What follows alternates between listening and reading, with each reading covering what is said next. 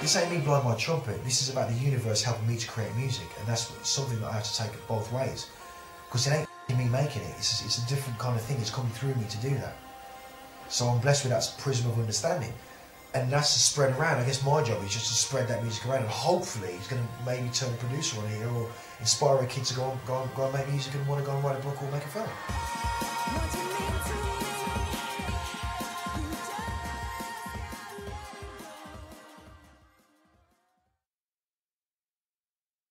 If you have the ability to create something which is true, then you should do that, because people, they know who they are, creating party tunes that aren't really true, they're just party tunes. And I think I've got nothing wrong with that.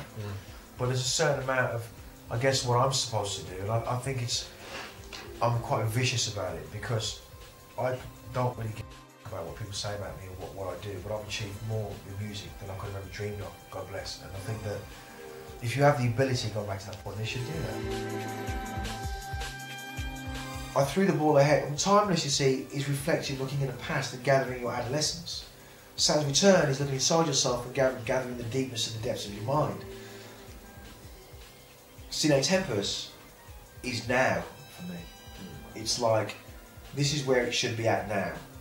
And if anyone else has got anything to say it. Or make an album and stand up there with me, please. My fellow brethren. With me being in care all my life, I was very self-destructive because of how my life's been. So I kind of didn't want to be here sometimes. Very important times in my life.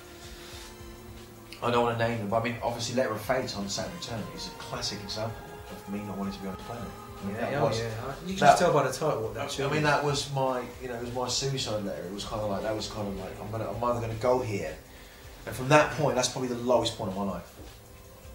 And it was a really weird story about was I found the letter in the loft. And I read it and I thought, this guy's in love with me, mate. This guy's really. And I took it, and I then, if you listen to it carefully, in the background, there's a spoken word, which is the poem I made out of the letter. It's spoken, really quiet in the background. And then I just sang on top of it. And then if you listen very carefully to that, it's the background is probably more important from a vocal word point of view than the actual track I'm singing on top of it. If you can catch that. It's a very, very, very, very intense piece. Being the lowest ebb, I can always, when I really get down, I can always play that track and say, you know what, this is really kind of helped me. Being so sick of the scene, I thought, the film's really important, so I just switched off after that. I completely switched off to Saturn Return. And Saturn Return was my biggest car crash. It was like, I need to take time out because this is my midlife crisis. This is me going through my whole change. And then, I came back from that and I saw the scene still there and nothing really progressed. I thought, I'm out of here. And I went and got into film and music, and I wanted to get into film. And I just took a break. I just took a break. I wanted to do, I wanted to go and do EastEnders so I could piss your mum off. You know what I mean? I wanted to go and, to be there, and I wanted to, as silly as it seems, get a Metalheadz sticker on a bottle in the bar. I saw that.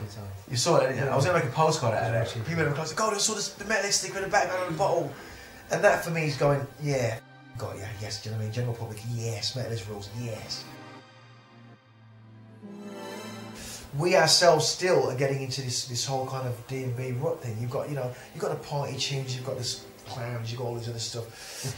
You've got your pendulums, and I'm just not really involved. That's not even me. That's not my cup of tea. It's just like, oh, come on, mate, please. Turn it in, mate. You know what I mean? What I was going to say is... Well, you've got... the other side of that, you've got your A1s, you've got your comics, you've got your Jedis. You know what I mean? But we are the small minority. Now, the guys that go, look, everyone's dancing to my tune, fantastic. Great, because I remember watching people dancing to Sinister 10 years ago. Yeah. And Terminator. And they'll dance it now.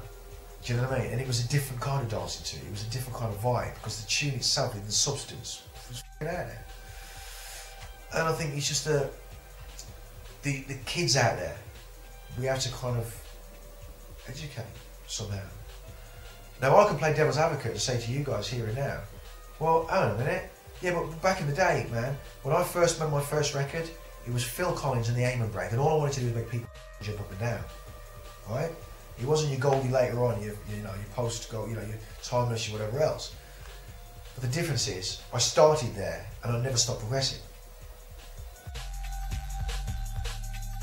There are some unbelievable kids that are coming up, you know, like your DKs and your, you know, Lee's got into his own now, you know, and, you know, comics, man, and, you know, Outrage, and, you know, Breakage, and Break, you know, and these guys, for me, are really, really, please, young Jedis, bring it on, because these guys, for me, are the ones that are capable of making albums, like your AI guys and all these guys, capable of making an album.